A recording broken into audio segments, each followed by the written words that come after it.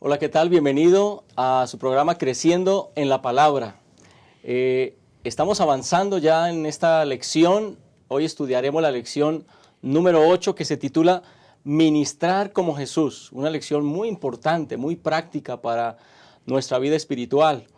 Y para ayudarnos con el repaso de esta lección, está con nosotros el pastor Abraham Ramírez. Pastor, bienvenido. Gracias, pastor. Vamos a ver esta lección tan interesante. Así es, así es. Seguramente vamos a aprender muchas cosas nuevas, vamos a poder visualizar algunos asuntos importantes para nosotros. Y también está con nosotros el pastor David Marván. Pastor, bienvenido a este espacio. Muchas gracias, Pastor Jorman. Es para mí un gusto estar nuevamente con ustedes para repasar esta lección de escuela sabática.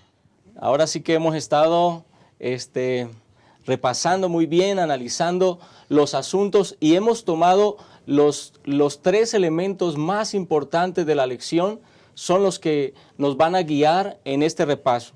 Los tres tópicos son, en primer lugar, la obra compasiva de Jesús.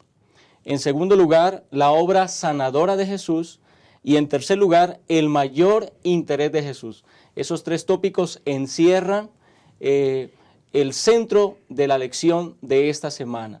Y entonces vamos a pedir la bendición de nuestro Dios, vamos a pedirle al Espíritu Santo que esté con nosotros para este repaso. Bendito Dios, Señor, queremos en primer lugar agradecerte porque tenemos esta oportunidad de poder compartir con nuestros hermanos a través de este programa el repaso de la lección de esta semana. Y queremos pedir la conducción de tu Espíritu Santo, que nos guíes, que nos acompañes y que cada palabra que se exprese lleve tu aprobación y sea para la edificación de tu iglesia. Te lo pedimos en el nombre de Cristo Jesús. Amén. Amén. Querido hermano, permanece con nosotros y ya comenzaremos con el repaso de esta lección.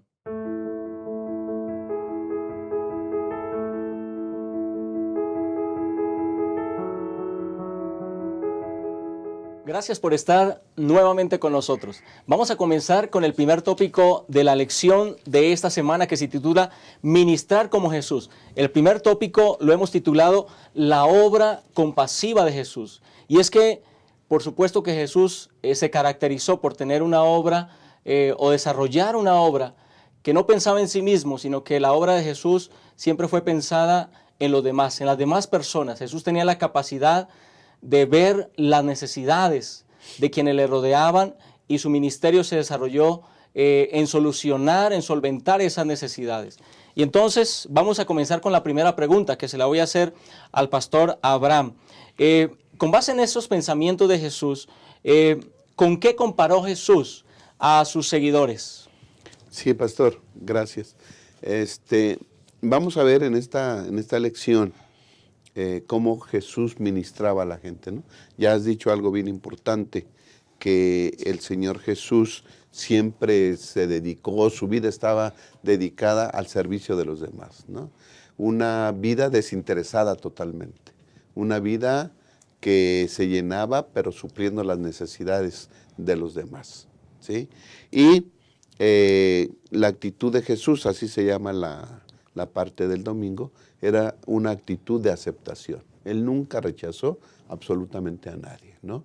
Él siempre atrajo a la gente, no importa qué situación social estaba, ¿verdad? Ni de qué etnia eran, todos. El Señor Jesús tuvo una actitud de aceptación, una actitud incluyente. Y nos invita a que nosotros tengamos la misma actitud. Por eso es que nos compara y el Señor Jesús dice, vosotros sois la sal de la tierra, ¿no? ¿La sal qué hace? Bueno, la sal dice que era un elemento bien importante en los tiempos del Señor Jesús. Llegó a ser hasta moneda de cambio, ¿no? En el sistema económico, pues era una moneda de cambio. Pero yo creo que lo que más quiere dar a entender el Señor Jesús es que era un elemento conservador, ¿sí? Se le pone sal a alimentos para que no se echen a perder. Así que el Señor Jesús nos invita a ser un elemento conservador, ¿verdad? Estamos llenos o vivimos en un mundo lleno de pecado. Nosotros hemos de conservar lo justo, lo recto, la verdad, ¿verdad? Para que la gente también pueda vivir de esa manera. Además, la sal le da sabor a los alimentos. Nosotros hemos de darle sabor a la vida, no tan solo la nuestra, porque Dios quiere que tengamos vida y que la vivamos en abundancia, pero sí, también la vida de los demás, ¿sí? Con una palabra de ánimo, con una palabra de esperanza, con actitudes de aceptación, como lo hacía el Señor Jesús, le damos sabor a la vida de otras personas. Así que Dios quiere que seamos sal de la tierra. Así es, así que esas dos ilustraciones hablan del deseo de Jesús para su pueblo. ¿Qué más podemos decir de esas ilustraciones tan ricas que podemos sacarle provecho nosotros como iglesia de Jesús? Sí, muchas gracias, Pastor Jolman. Y quisiera, antes de mencionar la otra ilustración que aparece aquí en este día, si me permiten, agarrar un concepto que ya mencionó el Pastor Abraham y enfatizarlo todavía un poco más, porque me parece que es muy importante en cuanto a la actitud que Jesús tenía hacia los demás. Por aquí aparece un pensamiento de que la religión de los escribas, de los fariseos, de los saduceos, era ser evasivos hacia las demás personas. Es decir, veían a una persona que era un pecador y ellos, por no querer contaminarse, no se juntaban con el pecador. Sin embargo, de Jesús se menciona que él, pues inclusive hasta los pecadores recibía, se sentaba a la mesa a comer con ellos, los tocaba, estaba en comunión con las personas con las que los escribas no estaban. Y miren, creo que es un punto importante. Porque quizás sabemos así algunos cristianos que hasta el día de hoy de pronto nos dicen, no, pero ¿cómo nos vamos a juntar con aquellas personas si ellos son alcohólicos? O no, estos están en adicciones, o esas personas hablan con groserías. ¿Cómo nos vamos a juntar con ellos? No sé si de pronto también recordamos el concepto de los ermitaños, ¿no? Aquellas personas que se apartan de la sociedad para vivir aislados. De pronto podríamos decir que algunos hermanos de nuestra iglesia podrían ser ermitaños adventistas, ¿no? Que se apartan de la sociedad, se apartan de los alcohólicos, de los adictos, de los groseros, para no contaminarse supuestamente con ellos y no se dan cuenta que al hacer eso, número uno, no estamos siguiendo el método de Jesús, porque Así Jesús se es. relacionaba con ellos.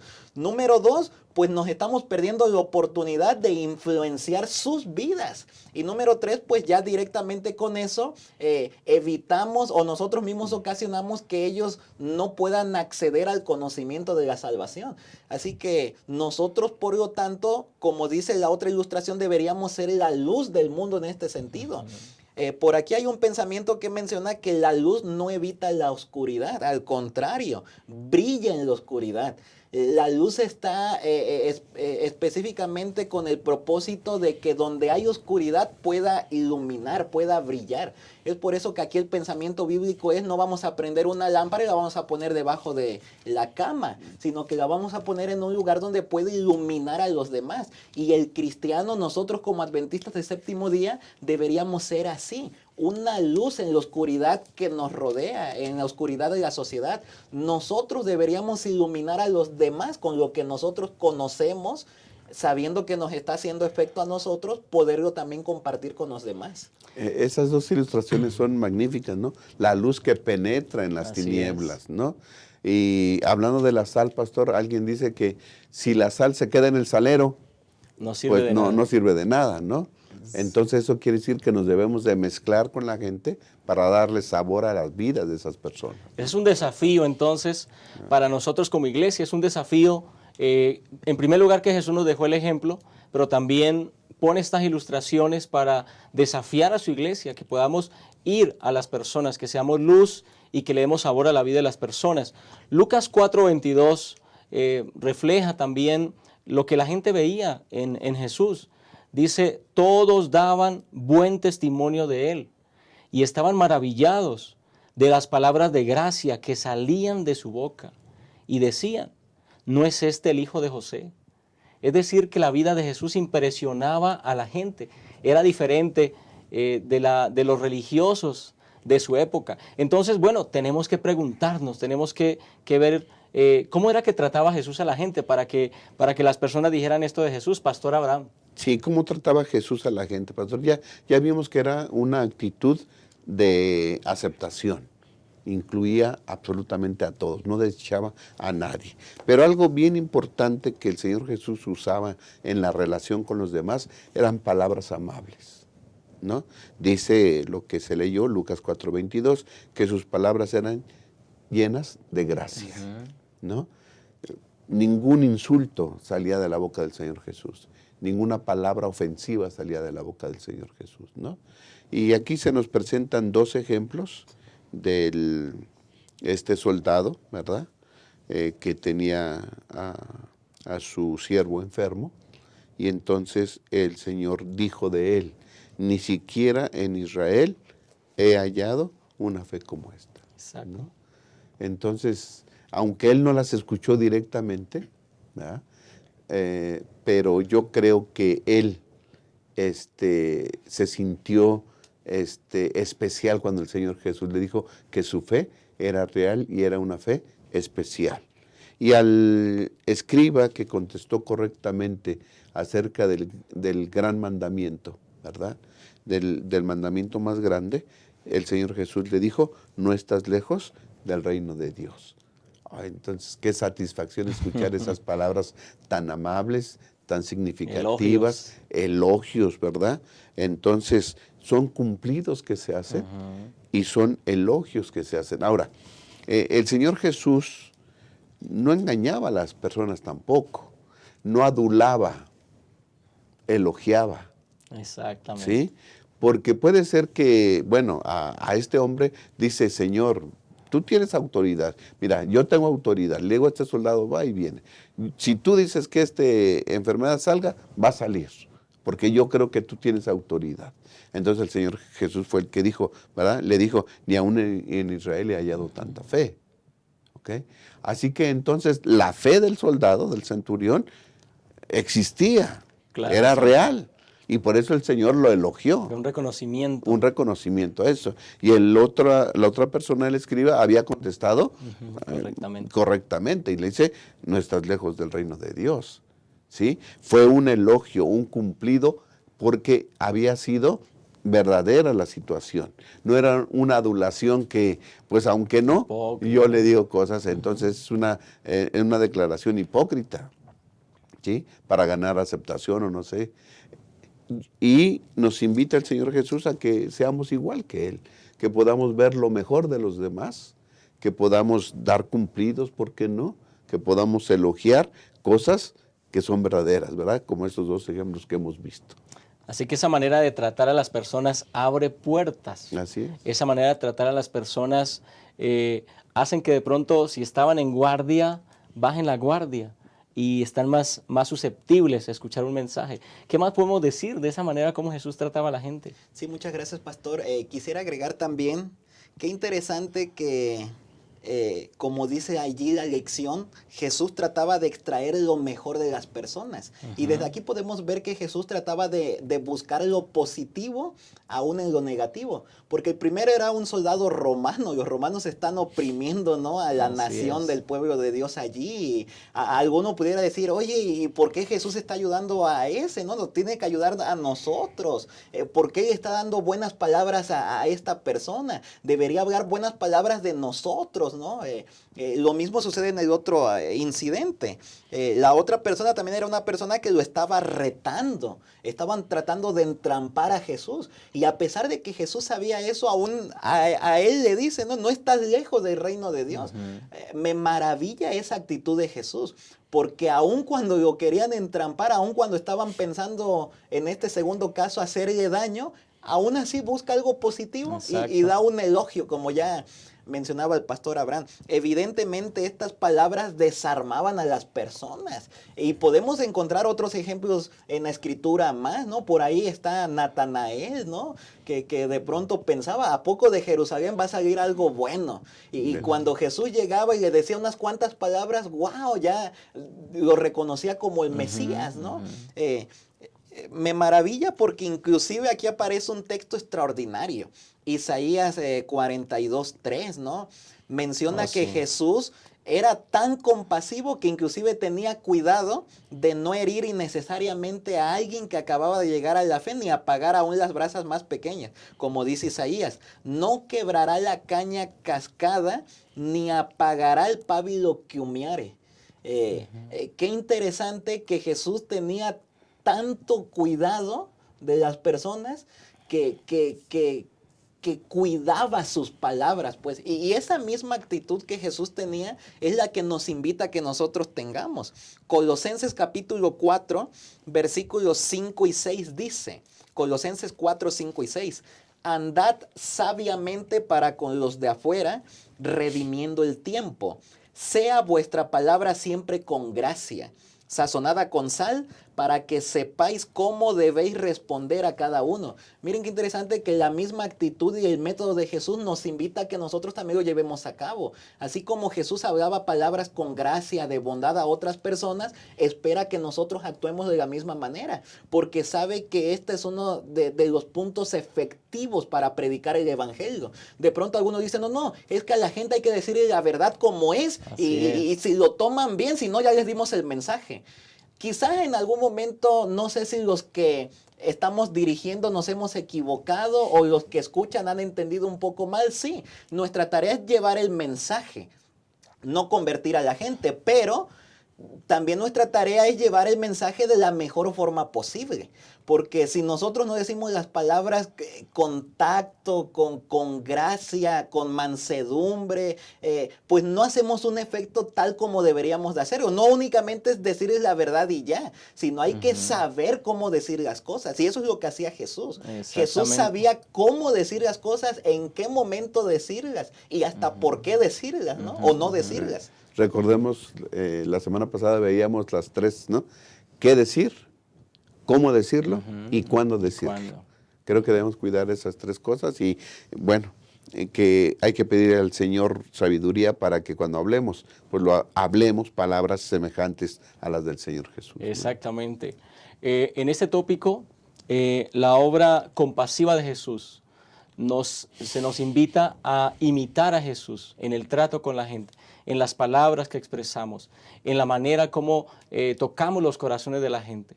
Así que te invito para que quedes con nosotros. Vamos a hacer una pausa y regresaremos para estudiar el segundo tópico de esta lección. No pierdas esto de vista.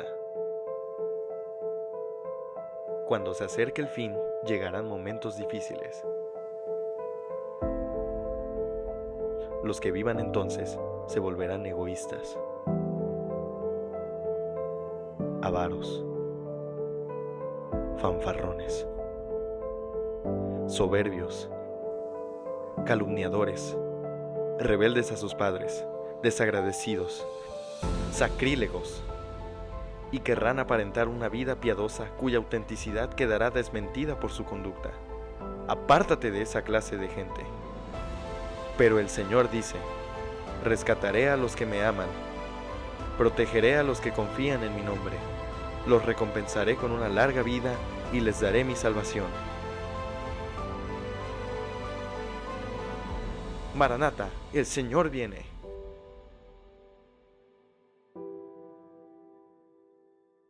Muy bien, querido hermano, regresamos, estamos de vuelta. Ahora vamos al tópico número 2, el impacto de la palabra. Y quiero comenzar leyendo lo que fue el texto, el versículo de memoria, Isaías 55:11, que dice, así será mi palabra, que sale de mi boca, no volverá a mí vacía, sino que hará lo que yo quiero y será prosperada en aquello para lo cual la envié.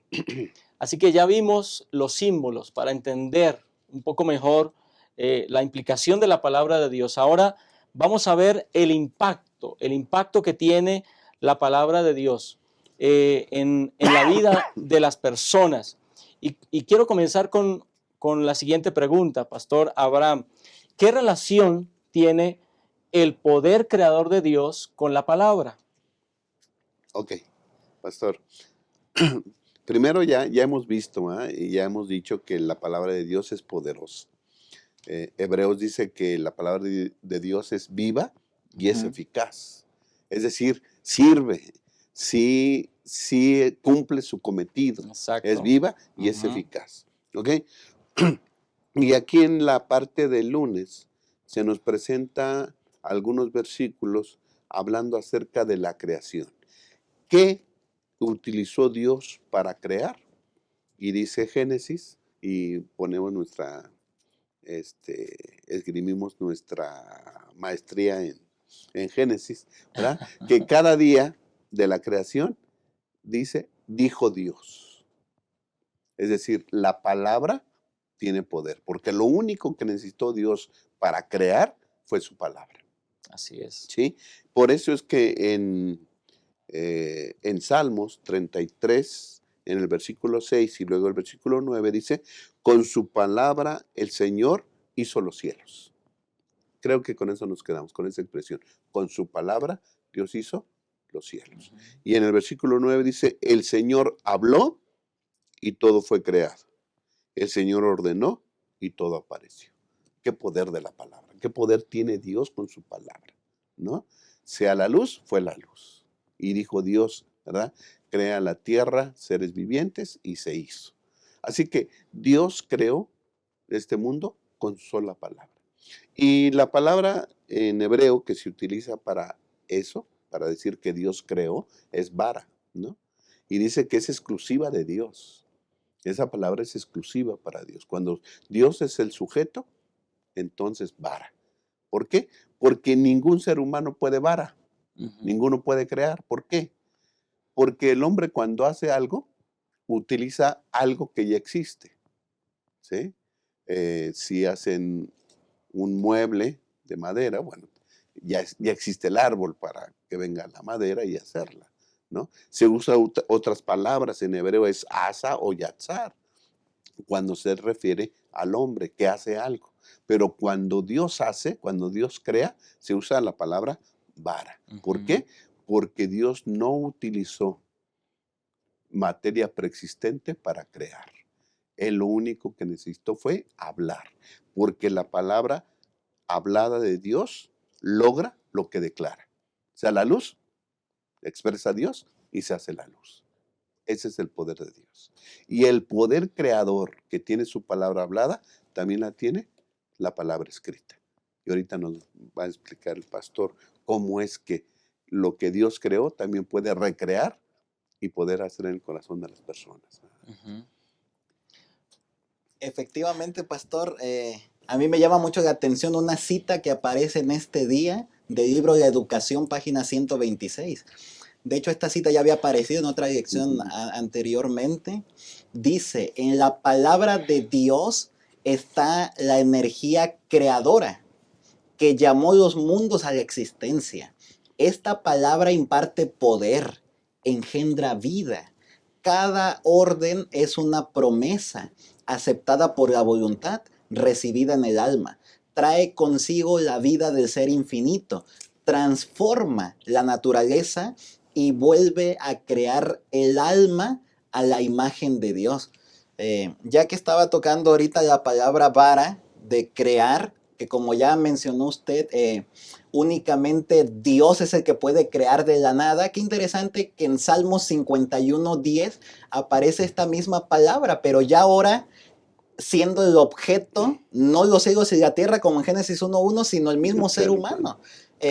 Salmo 51:10 dice ahí, es un texto que quizás varios se saben de memoria, crea en mí, oh Dios, un corazón limpio y renueva un espíritu recto dentro de mí. De tal manera que Dios es el único que puede inclusive restaurarnos, transformarnos a su imagen, como dice esta cita, ¿no? Dios es el único que puede en nosotros crear un espíritu recto, un corazón nuevo. Y efectivamente eso es lo que hace la palabra de Dios en el corazón humano. Toda persona que estudia la palabra de Dios no vuelve a ser la misma. En toda ocasión que nosotros estudiamos con una persona, es decir, nosotros llevamos el estudio bíblico a otra persona, por consiguiente esa persona debe de cambiar en alguna medida. nosotros no estamos haciendo el cambio en las personas. Nosotros únicamente nuestra tarea es llevar la palabra, lo que conocemos a través de la Biblia, a las personas. La tarea de Dios es convertir el corazón, transformar a las personas. Eso lo debemos tener bien claro, porque hay algunas personas, hermanos de iglesia, que de pronto dicen, es que como yo no sé, como yo no sé cómo le hacen para que la gente se bautice y yo no puedo bautizar a nadie, pues mejor no hago nada ni doy estudios. Nuestra tarea únicamente es compartir la palabra. La tarea de Dios es cambiar el corazón, transformar las vidas. Y eso es precisamente lo que la palabra de Dios escrita hace hoy en las personas. Qué interesante que la escritura nos está diciendo que el mismo poder que creó y trajo a la existencia los cielos y la tierra es el mismo poder que puede transformar nuestras vidas hoy. Si ese poder está a nuestro alcance, ¿por qué no echar mano de ello? Nosotros hay que utilizarlo para llevar lo que conocemos de Dios a otras personas. Y así como nosotros estamos siendo beneficiados a través de la palabra, pues otras personas también puedan beneficiarse de ella. Así es impresionante. Cuando estudiamos este asunto, es impresionante. Es decir, la Biblia no es cualquier libro. La Biblia no solamente trae conceptos, enseñanzas, doctrinas, sino que consigo trae un poder que transforma la vida. De hecho, en la Escritura encontramos, se enumeran en muchos textos aquellos beneficios, aquellos cambios que experimenta la vida de una persona cuando se encuentra con la palabra de Dios y con Jesús, que está descrito en la palabra de Dios. ¿Cómo podríamos decir eso? ¿Cómo podríamos explicar los beneficios que recibe la vida de las personas cuando se encuentran con la palabra Sí, de Dios? sí, pastor. Retomando un poquito lo que decía el pastor David, a mí me parece interesante eso. La obra de la salvación es totalmente una obra divina, ¿no? Eso anima a los que todavía no se han animado a predicar a que lo hagan. Nuestra tarea es presentar la verdad, predicar la palabra. El cambio, la transformación, la hace Dios, ¿sí? Porque como decía él, a lo mejor no nos animamos porque, pues, ¿cómo le hago, verdad? Yo no tengo ese poder para convencer a las personas. Nos da No las va a miedo. convencer usted. Usted presente la palabra y Dios va a hacer el trabajo. Pero también puede ser la otra, ¿verdad? Que hay gente que dice, pues yo he convertido a muchas personas. Cálmate, hermano. No eres tú el que lo hace, es Dios quien obra, porque la obra de la salvación, de la transformación es una obra divina. Es como el de la semilla que mencionaba el pastor también. Se siembra la semilla, ¿verdad? Y el que da el crecimiento es Dios. Es Dios, Así exacto. que anímate. La obra es de Dios. Somos colaboradores nada más. Y es muy beneficioso estudiar la santa palabra de Dios, pastor. Muchas bendiciones. Dice que cuando nosotros nos apropiamos de las promesas de Dios, entonces llegamos a ser participantes de la naturaleza divina. Nos asemejamos cada día más a Cristo Jesús. ¿Sí? Ser semejantes a Cristo Jesús. Además somos sobreedificados en la palabra, ¿verdad? Y somos santificados en la palabra. Eso es algo bien importante, pastor. ¿Cómo es que Dios logra una transformación en nuestro ser? Cambian nuestras palabras, cambian nuestras actitudes, nuestros motivos, nuestros principios, cambia nuestra manera de actuar, de hablar, de ver las cosas. Es una transformación total. Y Dios quiere hacer eso en nosotros. Somos beneficiados en la vida familiar al llevarnos bien ahora con la esposa, con los hijos, al cambiar nuestra actitud de ser unas personas gritonas, regañonas, a comprender las actitudes de los demás y llevarnos bien ahí en la casa. Es beneficioso en la iglesia, ¿verdad? Porque siempre, pues no, hay personas de diferentes caracteres, de diferente educación, procedencia, ¿verdad? Entonces, el Espíritu, ¿verdad? A través de la Santa Palabra nos hace convivir afectuosamente y cristianamente con los demás. Somos una luz en el trabajo, en la escuela. Hay muchos. Yo solamente quisiera mencionar lo que dice 2 de Timoteo 3:14. Dice, tú persiste en lo que has aprendido y en lo que te persuadiste, Y dice el 15, que desde la niñez has conocido las sagradas escrituras, ¿sí? Las cuales te pueden hacer sabio para la salvación. Yo con eso me quedo. ¿Queremos ser salvos? Leamos la Biblia. Amén. Una persona que pretende, que intenta, que va hacia la salvación, tiene que ser alguna vez confrontado con la santa palabra de Dios, ¿sí? Escuchar la palabra de Dios, leer la palabra de Dios, pero se tiene que confrontar con la Biblia el que quiere ser salvo. Amén. Así es, esa es la realidad del corazón humano, encontrarse con la palabra de Dios y recibir esos beneficios. Pastor David, ¿qué más podemos decir al respecto? Estoy en la misma sintonía con el pastor Abraham. Efectivamente, estudiar la palabra de Dios tiene muchísimos beneficios. La lección nos tocaba varios de ellos, pero no se limita únicamente a esto. Así Trae es. infinidad de beneficios, bendiciones. Ya el pastor Abraham inclusive mencionó varios que no están aquí en la lista. Pero aquí en la lista veíamos algunos, podríamos meterlos quizás en el área espiritual, pues tiene propósitos redentores, tiene propósitos salvíficos, nos hace sabios para la salvación, para la vida eterna. Pero saben que una vez una persona trajo a mi mente, sí, está bien que la palabra de Dios, que lo religioso, Jesús, me trae beneficios para la vida eterna, pero ¿trae beneficios para mí ahora? Y yo le dije, claro que sí. Y me quedé pensando que a lo mejor así pensamos muchos, ¿no? Qué bien que traiga beneficios para la vida eterna, pero eso como que todavía falta mucho para que llegue. Pero ¿qué beneficio trae para mí ahora? Y en realidad la palabra de Dios trae muchos beneficios también ahora. Ya el pastor Abraham mencionaba algunos de ellos. De hecho, hay estudios ya elaborados científicos que mencionan que estudiar la palabra de Dios nos trae a nuestra vida menos estrés. Vivimos con menos depresión, menos ansiedad. Ustedes saben que hoy día las enfermedades están azotando sobre ese lado que tienen que ver con las mentales.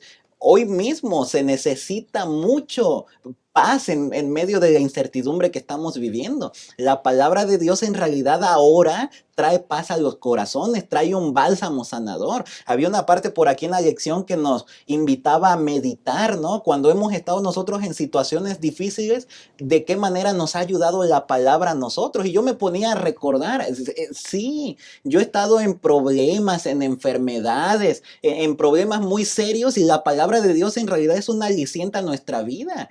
Trae paz a nuestro corazón. Yo no sé, bueno, sí sé ahora, ¿no? Pero antes decía, yo no sé qué sucede que en este momento de dificultad leo la palabra de Dios y me calmo, me tranquilizo. Y en realidad ahora entiendo que es el poder de Dios a través de su palabra. Dios nos habla pues a través de la Biblia. Es por eso que debemos aprovechar ahora todos los beneficios que la palabra de Dios tiene y debemos dedicar tiempo cada día para estudiarla, porque de hecho la palabra tiene temas de todo, para saber criar a nuestros hijos, para tener un matrimonio mejor y más duradero, inclusive hasta para cómo va a rendir nuestro dinero. La Biblia nos menciona el plan 310, ¿no? 310 lo llaman por allí. Bueno, trae para todo, hay beneficio para todo en la palabra de Dios. Dicen a veces, preguntan, ¿cuál es tu versículo favorito? Yo les digo, pues no sé, depende del problema, de la situación que estoy viviendo, porque la palabra de Dios tiene algo en cualquier situación que estamos. Es viva y es eficaz. Eso es maravilloso. Así que hemos visto, claro, falta tiempo para expresar tantas bendiciones, tantos beneficios de la palabra de Dios. Y por supuesto, bueno, quiero terminar esta parte compartiendo un pequeño párrafo del Conflicto de los Siglos 611. Es una ley de la naturaleza intelectual y de la espiritual que llegamos a ser transformados por medio de la contemplación. La mente se adapta gradualmente a los temas en que se ocupa. Se llega a asimilar lo que se acostumbra a amar y reverenciar. Y entonces tengo que terminar preguntándote, ¿cuáles son las bendiciones que has recibido a través del estudio de la palabra? ¿Has sido beneficiado, has sido bendecido a través del estudio de la palabra?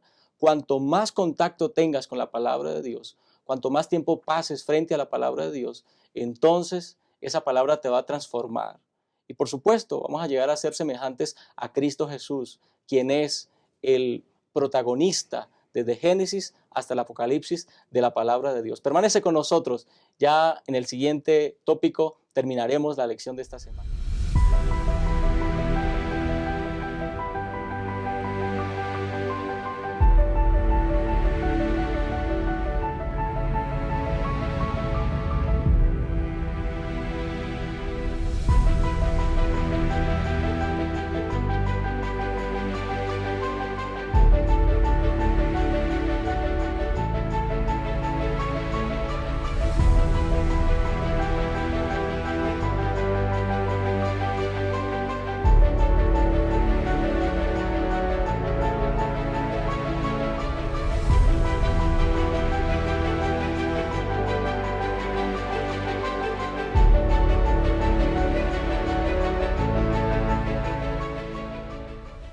Querido hermano, hemos llegado ya al último tópico de la lección de esta semana, una lección muy interesante, y vamos a tratar el último tópico que hemos titulado El mayor interés de Jesús.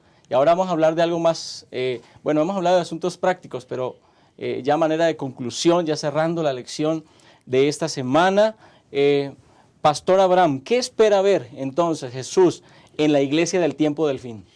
Sí, pastor, las parábolas y lo que nos dice Mateo 24 y 25 nos coloca en nuestros días, en los días finales de este mundo, ¿no? Entonces, en el capítulo 24 de San Mateo se nos habla acerca de lo que nosotros conocemos como las señales, ¿no? Llegan los discípulos, elogian la construcción del templo, la arquitectura del templo, y dice el Señor Jesús, pues va a llegar un día en que no quedará piedra sobre piedra. Y entonces los discípulos, pues, ¿cuándo va a ser esto? ¿Verdad? Y el Señor Jesús empieza a decir las señales que van a ocurrir. Mezcló, ¿verdad?, las señales de la destrucción de Jerusalén y con las señales antes de su venida. Y bueno, eso lo conocemos, pero y el capítulo 25 nos habla acerca de qué es lo que debe y qué actitud deben tener los que componen el pueblo de nuestro Dios, ¿sí? Y lo hace en base a 3 parábolas, ¿sí? Y en ellas nos dice qué es lo que Dios espera de sus hijos en estos últimos días. Está la parábola de las 10 vírgenes, está la parábola de los talentos y está la parábola de las ovejas y los cabritos, ¿no? Y dice que la parábola de las 10 vírgenes nos enseñan a tener una vida genuina, ¿sí? Porque ahí dice que había vírgenes, ¿verdad?, insensatas y vírgenes prudentes. Y nos invita a vivir una vida prudente, llena, provista del Espíritu Santo, ¿no? En última instancia la diferencia fue que no había aceite, ¿sí?, en unas lámparas y en las otras sí, porque habían hecho previsión. ¿Sí? Y entonces se nos dice que el Espíritu Santo debe regir nuestra vida. El Espíritu Santo debe utilizarnos, debe guiar nuestra vida a estar siempre cerca de Cristo Jesús. Así que una de las características es que dejemos que el Espíritu Santo guíe nuestra vida. La parábola de los talentos nos enseña que lo que hemos visto anteriormente, ¿no?, los talentos, los dones que Dios nos ha dado como regalo, que los usemos activamente y efectivamente en la obra de Cristo Jesús, ¿sí? Y en la última de las parábolas que se encuentra en Mateo 25, pues es de las ovejas y los cabritos, ¿no? Dios pone unos a la derecha y otros a la izquierda. Y a los de la izquierda pues les dice,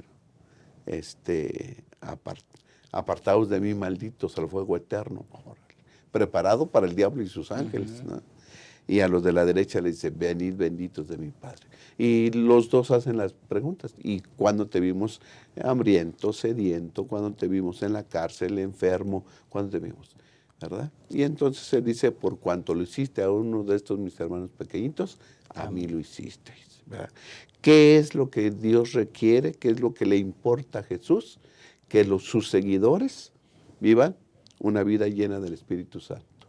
Que utilicen sus talentos y dones a su servicio, ¿sí?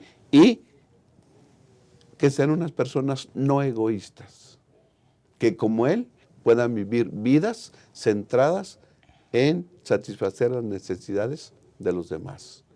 Que sean personas semejantes a Él, que puedan vivir viendo cómo solucionar los problemas de esas personas. Y en esa intención de vivir para los demás, encuentre uno satisfacción, gozo y alegría. Si hacemos eso, de seguro que nos asemejaremos al Señor Jesús y seremos salvos. Amén. Amén. Esa es la expectativa que Jesús tiene de la iglesia del tiempo del fin. Es lo que espera de nosotros, la iglesia que seguramente vendrá, verá venir a Jesús en gloria y majestad. Pastor Marván, esa parábola y esas parábolas son muy ricas. ¿Qué otra cosa podemos decir respecto a esa enseñanza? Muchas gracias, Pastor Joyman, y quiero quizás empezar desde lo último que decía el Pastor Abraham. Efectivamente, cuando nosotros, en la última parábola de el juicio a las naciones, cuando nosotros ayudamos a los demás, nosotros obtenemos gozo, alegría, ¿no? De hecho, ¿cuántas veces quizás nos hemos dado cuenta que nosotros mismos tenemos necesidades? Y de pronto alguno pudiera decir, ¿cómo yo voy a ayudar a otro si yo mismo tengo necesidades? Pero no sé si se han dado cuenta que aunque tenemos necesidades y ayudamos a otro y nos hace sentir bien, estamos contentos y olvidamos nuestra necesidad o de alguna otra manera el Señor cubre nuestra necesidad. Sin embargo, también quiero enfatizar en esta última parábola que la lección iba más allá de únicamente atender nuestras necesidades. De hecho, quizás alguno de nosotros no había visto esto hasta esta lección. De pronto estudiamos Mateo 25, esta última parábola, y decimos, bueno, lo que tenemos que hacer como iglesia es alimentar al hambriento, darle de beber al sediento, visitar al que está en la cárcel, ayudar al enfermo, y nos quedamos hasta allí. Actividad filantrópica, y no está mal, ya lo hemos dicho. Sin embargo, lo que estamos viendo en la lección de escuela sabática es que tenemos que ir más allá. Exacto. Eso no es el fin. Tengo el temor de que algunos hermanos lo han hecho ya, y a lo mejor hasta aquí van a entender mal la lección y van a decir, ya ven, la lección nos está diciendo que tenemos que seguir con actividad filantrópica, sí, pero hay que entenderla en el sentido correcto. No únicamente es hacer la actividad filantrópica porque es el medio, sino irnos más allá, presentar la verdad espiritual. La lección nos decía, a lo mejor esta parábola tiene algo más. A lo mejor no únicamente está hablando de hambre y sed física, sino hambre y sed espiritual de la persona de Jesús. Y miren que esto es así. Saben que yo he podido participar, he tenido el gusto de participar en ministerios de cárcel en Acapulco, de donde yo soy. Tenemos una iglesia dentro del reclusorio. He ido a anexos, he ido a asilos, y miren, he visto un mismo común denominador que no está mal, está bien. La mayoría de los hermanos que vamos a esos lugares tratamos de llevar algo para compartir, alimento, el pan físico para compartir. Sin embargo, al menos en un par de ocasiones me he dado cuenta que cuando de pronto sucedió algo y no juntamos el alimento físico para llevar, de pronto alguno ha dicho, no, mejor no hay que ir ahora y vamos hasta el siguiente fin o la siguiente semana porque ya no tenemos el alimento físico para compartir. Han hecho del alimento físico la prioridad o lo fundamental cuando la lección nos está diciendo que no es así. Ese es el medio. La prioridad y lo fundamental es compartir la palabra de Dios. No estoy diciendo que no tenemos que dar el pan físico, estoy diciendo que no nos tenemos que quedar allí ni limitar a eso. Es hacer eso, pero teniendo en cuenta que tenemos que presentar la verdad espiritual en Cristo. Porque como ya lo dijimos, la persona va a morir, va a seguir teniendo necesidad, seguir teniendo hambre y sed, y se va a morir en esta vida y para la venidera también. A menos que le compartamos la verdad como la conocemos en Cristo. Así es. Ahí habla entonces de un asunto integral. Creo que ese elemento, ese llamado a Jesús está quedando muy claro en esta lección. Vamos entonces, les voy a pedir, pastores, que podamos tener unas palabras ya a manera de conclusión para esta lección. Vamos a comenzar con el pastor Abraham. Sí, pastor, la lección se llama ministrar como Jesús. Es decir, debemos seguir los pasos y el ejemplo del Señor Jesús. ¿Cómo le hacía el Señor Jesús para ministrar? Bueno, una actitud. Tengamos una actitud incluyente, una actitud de aceptación.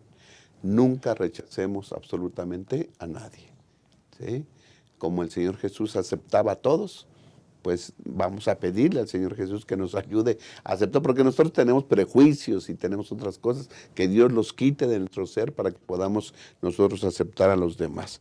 Además, una de las maneras en cómo el Señor Jesús aceptaba y reafirmaba lo positivo de los demás era con palabras de ánimo, con palabras, ¿verdad?, reconociendo lo bueno de cada persona. Exacto. Que Dios nos dé esa capacidad, porque se han puesto ejemplos, ¿verdad? Te doy una hoja donde pongas todo lo malo del otro y en otra hoja todo lo bueno.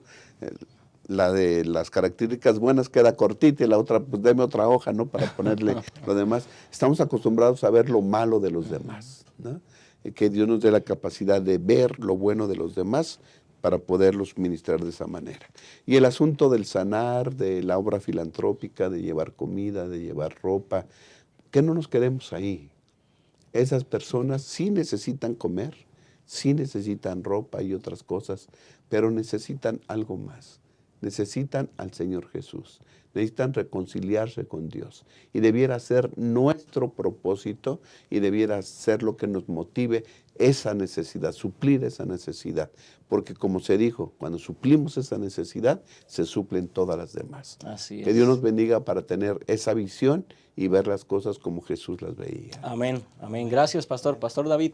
Sí, efectivamente, ministrar como Jesús. A mí me gustaría invitarlos para que pudiéramos leer los evangelios, Mateo, Marcos, Lucas y Juan. Y sin duda alguna ahí encontraremos más luz en cuanto a cómo ministraba Jesús, cómo actuaba Jesús, cómo trataba a los demás, cómo les daba palabras de simpatía, bondad y gracia, cómo inclusive miraba que era lo más importante. Lo que vimos durante esta semana es lo que con la ayuda de Dios, pidiéndole el poder del Espíritu Santo, deberíamos tratar nosotros de llevar a cabo.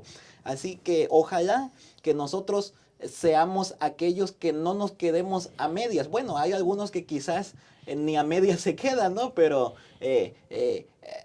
llevemos a cabo el método de Cristo, busquemos hacerles bien a las personas, busquemos mostrar simpatía ante los demás, ganarnos su confianza, de tal manera que cuando les presentemos a Jesús y les digamos así como Jesús, síganme, inmediatamente van a seguir al Maestro, porque ya hicimos todo el proceso. Ojalá que cada uno de nosotros pueda cooperar con la obra que el Señor Jesús nos encomendó.